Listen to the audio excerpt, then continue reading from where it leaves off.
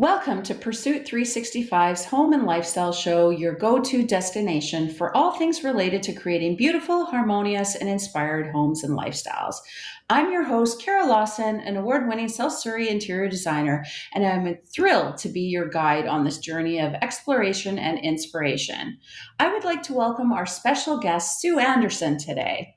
With the support of her husband and three children, Sue has grown her real estate business since 2006, becoming a top realtor in our area with a Medallion Award status. Focusing on the South Surrey White Rock area, she has also represented clients all over from Chilliwack to Vancouver Island. She has recently earned her honorary national designation as a seniors real estate specialist, expanding her expertise. Sue believes selling real estate is much more than a transaction. It is building a trusting relationship with people making the largest and sometimes the most profound decision of their life. This is something she does not take lightly and is why most of Sue's clients rehire her, trusting her expert advice for their next negotiation. Sue, welcome. How are you today? Good, Cara. Thanks for having me. I'm pretty excited. This is my first podcast, so hopefully I'll pass the test. Of course you will. Yeah. You're awesome. Okay. So let's just dive in. Okay. How did you get, sorry. That's okay. How did you first get started in the real estate industry, and what motivated you to pursue this career path? So I've always thought it would be a really cool career to have, but I always worried that the juggle between young kids, raising a family, and working weekends and nights was kind of off the table. And then in 2005, this is how it kind of prompted me to get my license. I was in the change room at the gym with a bunch of other moms, and there was an acquaintance friend of mine who was talking about the perfect house she'd love to live in, and because they want to sell and they were wanting to buy a bigger home. We had just sold our home in Ocean Park Terrace, and it was a rancher with a pool, and it was lovely, and I really missed it. And the people that bought it from us were empty nesters, and they were struggling with the commute to Vancouver. So I knew that they maybe were going to be listing their house. Anyway, listening to the wish list from my friend in the change room, I was going, oh my gosh, they're describing my old house. Long story short, I put my friend together with the owners of the house who had purchased from us, not being licensed, and they bought the house, and it was a private deal, and I put the deal together without even really knowing it or getting paid for it, but lots of thank yous. So I was like, oh, that was such a cool feeling to do this, and everyone was happy. So that's kind of what gave me the push to get my license. Wow, I love that. That's fun. Yeah. And on moving 20 something years later, I've just sold that same house and they bought another house. So it's like full circle.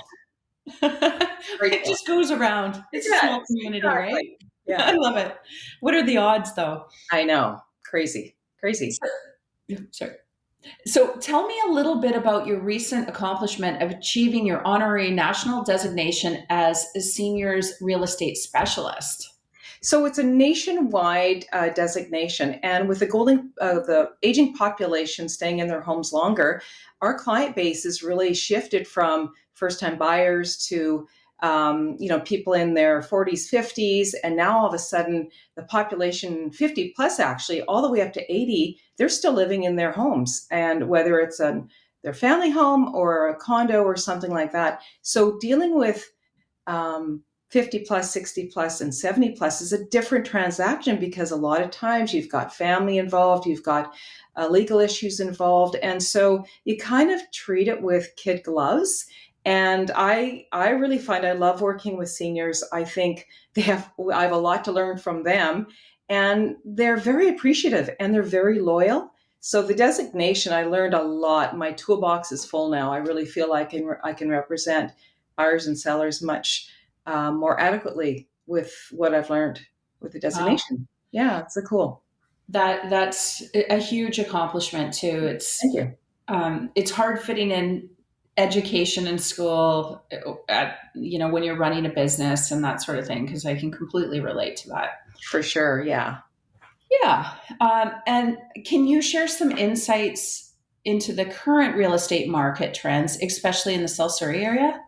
Well, the best way to describe it is it's kind of fickle.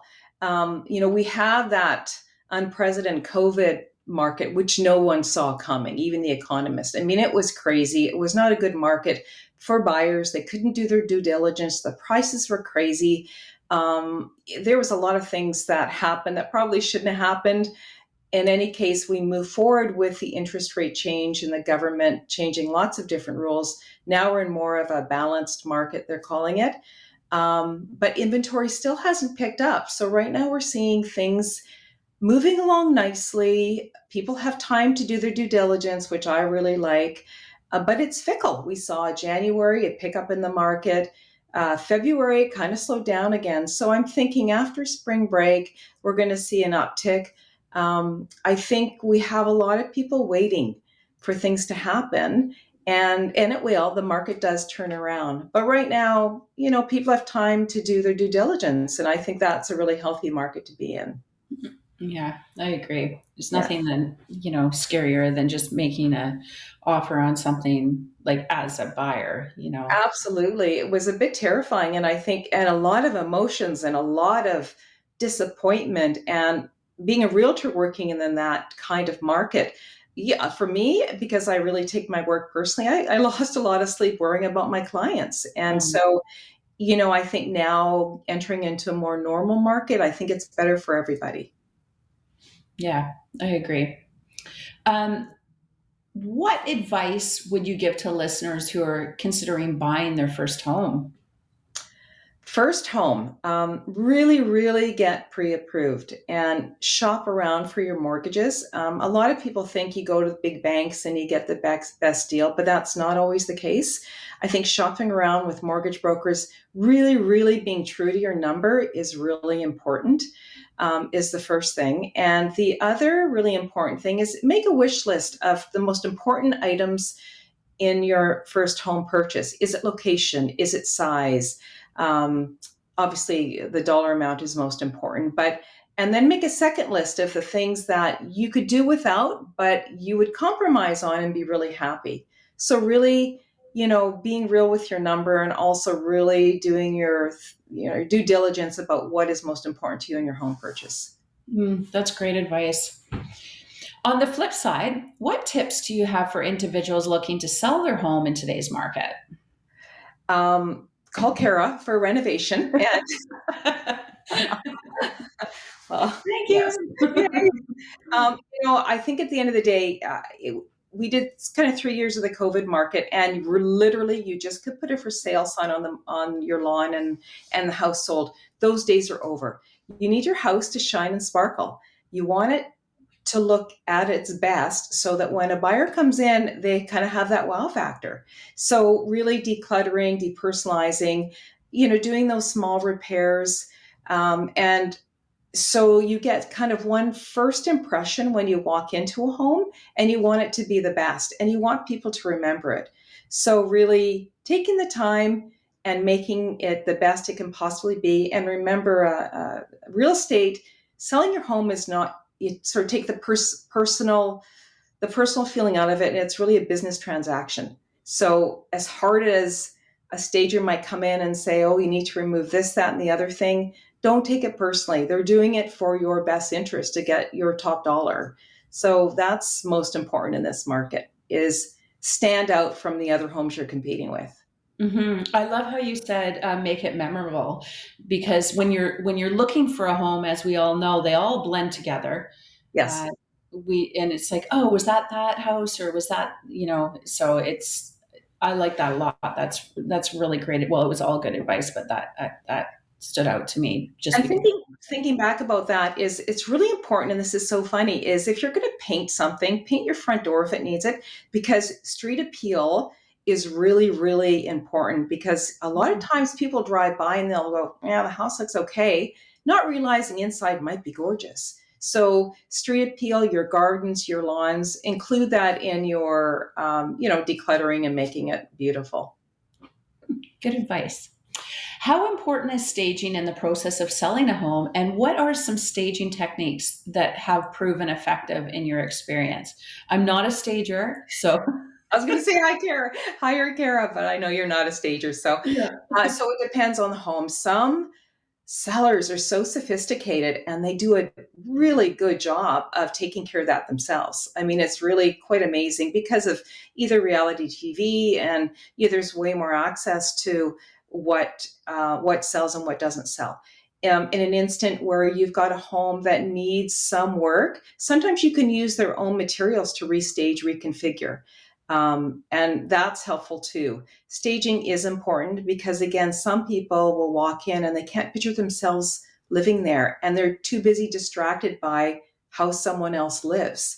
So you want to take that out. You don't want sellers to pause and stop looking at the space and looking at people's personal items unless it's to say, oh my gosh, this house looks amazing because of the furniture, or, the way it's staged, and they can see themselves in it. So staging is really important. We do offer staging services. I've got staging resources that I bring in and to walk around, give you an idea what we could do to make it look as best as it can. But it is important for sure. And sometimes homes sell better vacant and empty too, if it's in good shape. So every property is different, but there is a huge upside to staging. Again, Mhm. to get a buyer's attention and get them excited about your home. And often homeowners, they only see it the way it is. So if they're taking, and this is kind of our experience too, is when they have a picture, say in the kitchen, and then they want to take it to the same kitchen, but there's no wall. You know what I mean? So Yeah. they're always, we're creatures of habit. So to have fresh eyes come in and say, let's just do that. The same as renovating, like when we're doing renovating or, I mean, new builds, you're looking at a blueprint, but so it's different. But Yeah. you really are. It's nice to have fresh eyes come in and go from there. I And just again, take the personal the feelings out of it. And it's hard. Like I've come across, and some of my clients, the stager will leave and they'll go, oh, who does she think she is, and it's hard because especially if you've been at home for 20, 30 years, you take it personally. And at the end of the day, it is a transaction, and I want to get, number one, the most value, the most I can from my clients, but also the smoothest transition. So sometimes there's some hand holding involved, and that's okay too. It's all part of the relationship. Mhm. Yeah, we hold a lot of hands We too. do. We do. It's okay. I like it. Yes. There's some therapy in there as well. I mean, it's a huge deal.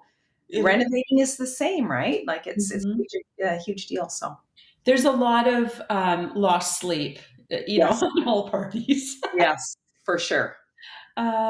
Okay, so can you share any memorable experience or success story from your career as a realtor? Well, I've got two. Out of the gate, my first year of selling real estate, I was honored with selling two stigmatized properties. Now, stigmatized property is something that has a negative connotation to it. And my first one was a listing in Balmoral Towers. And if anyone were to Google that, they'll know that's the site of the Surrey Six, which is an Oh, unfortunate event where six individuals were gunned down basically in two units above. So oh, when you're selling, you have to, disclose everything. And everybody knew about that building. And it was 2 years, I think it was 2004 when it happened. And so that was a challenge because a lot of people wouldn't even look at it because there was a safety issue. That being said, I did sell the unit and they have the best security system of anywhere in Surrey now. But it was something I learned a lot in that wow. process. The other stigmatized property was an unregistered grow op. And Oh, again, same thing. Is a long story to the house. It was a very sad story, but it had been vacated and vandalized, and all the copper had been stripped. But the lot was gorgeous, full acre, south facing in South Surrey. But it was challenging because of safety issues. I couldn't really show inside the house because of what had happened to it. Um, so it was interesting. Those two properties, I learned a lot, was able to sell both those properties. So to me, that was a great success. I could have said I'm not experienced enough to take those listings, but I felt like, no, this is good. This is all part of learning. So I think those ones always stand out in my mind. That is, yeah, huge learning curve, but I had success in selling both of those. So I felt pretty good. Good for you. Yeah. That is an accomplishment. Okay, what are sorry, what are some key factors that contribute to determining the value of a property? Oh, well, listen to your realtor. Everybody Yes. thinks their house is worth more than it is, me included. But it really comes down to hard numbers. So your realtor will come in, they'll give you a comparative market evaluation, which is based on past sales of comparable properties. So they look at houses in the neighborhood that are similar. They'll add value. They'll take value away depending on a home. If it's been totally renovated, that'll be worth than a home that's been, in original condition. So really at the end of the day, it really comes down to hard numbers.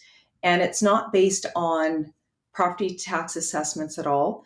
I always look at that just as a notation saying, well, it's assessed at 1.6, but it's really worth 1.4 because those tax assessments are based on previous year's sales and perhaps it was in a different market. So really, value is based on numbers.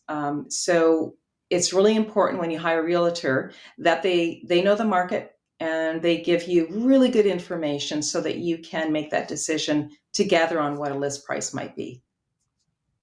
Okay. And how do you assist clients in finding a home that not only fit their budget, but also aligns with their lifestyle and preferences? I think I do what you do.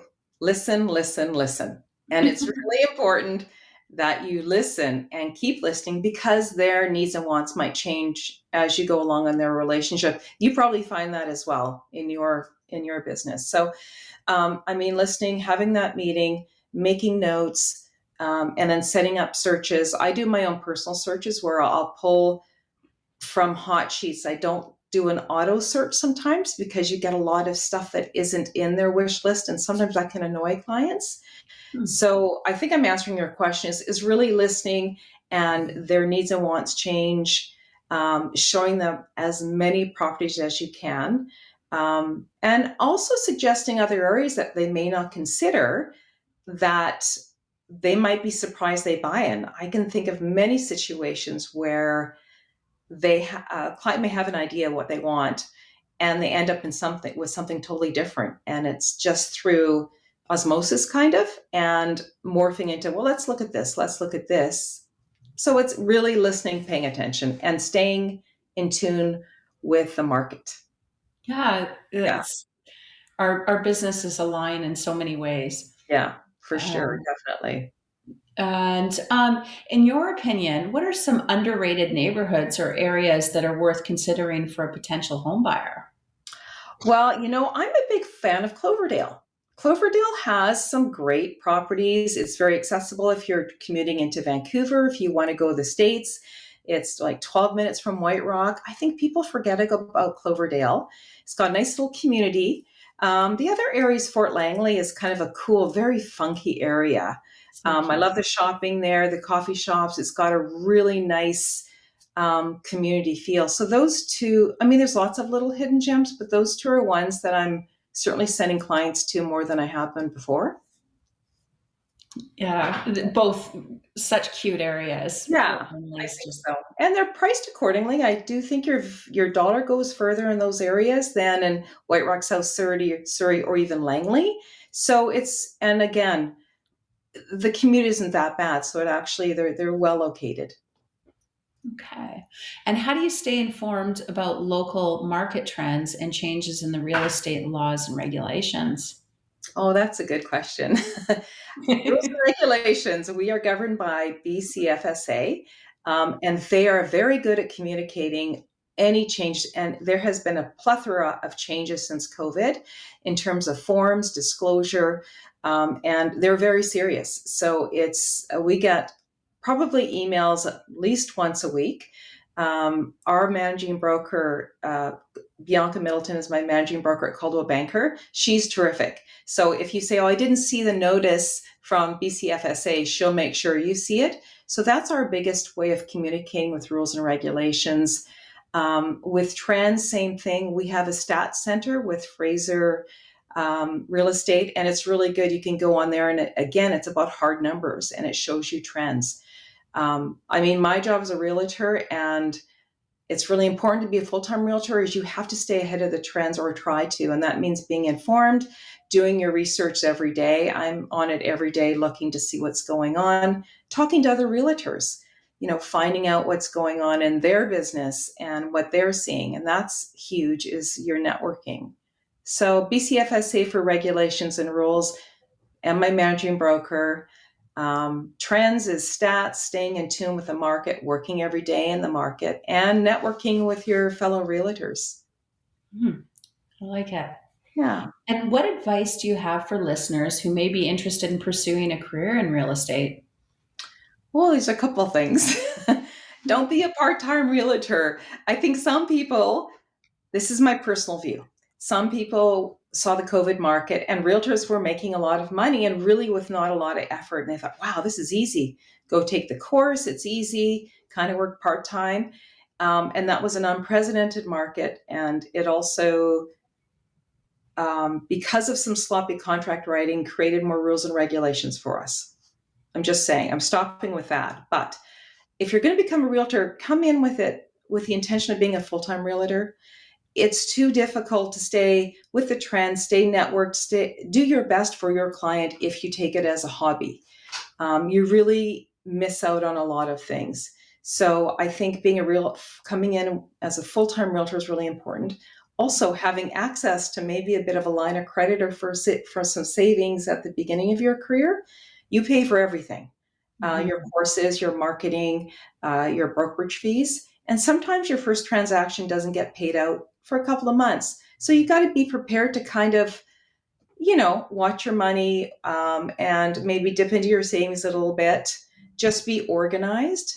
But I think the biggest thing is come in and take it on as a commitment to do the best you can for your clients and be the best realtor you can. And you can't do that being a part-time realtor. And you know what? That's what makes you one of the best is Oh, thanks. that attitude right there, because nothing comes without hard work. Yeah, and it's a huge deal. I mean, real estate is usually the biggest financial transaction that anyone makes. And it's emotional, it's expensive, and you really, really want to do the best for your client. And, for me, it's not about the transaction, it's about building the relationship.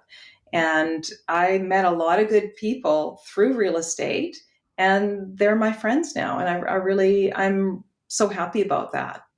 And do you think it's fair to say, being a senior expert in your business, that you make it look easy because you've already done a lot of the hard work in the beginning? So as a new person coming into the industry, it might be like, oh, well, that looks easy. I can do it. I don't know. Yeah, I mean, it's funny that I remember when I first started, somebody said to me, if you get through 7 years of real estate, then you can call it a career. And I have to agree, it takes a while to build up your referral business. You work a lot pro bono, because people will hire you and they'll kind of just disappear. They'll ghost you, and that's fine. That's all part of doing business. But I think some people do think it looks easy when they first come into the business, until they first get in, until they get into their first kind of, in a bit of mud, because every transaction is different.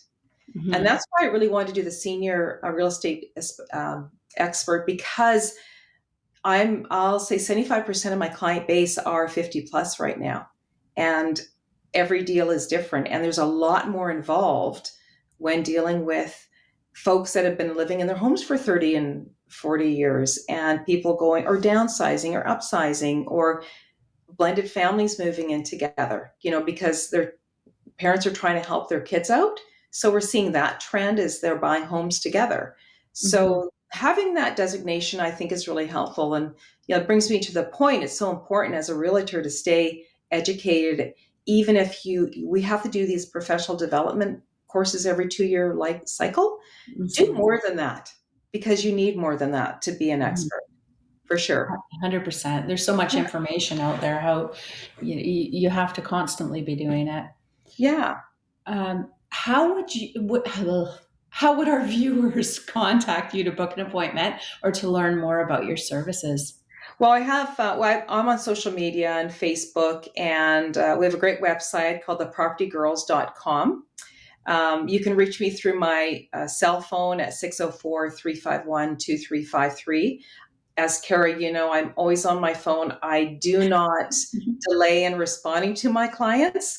And I hate to say this, I don't work 9 to 5. I work, well, 24/7. But that's my choice. And I want to make sure that I pay attention. I don't miss out on anything. So my website, thepropertydales.com, or you can reach me through my email, suthep@telus.net.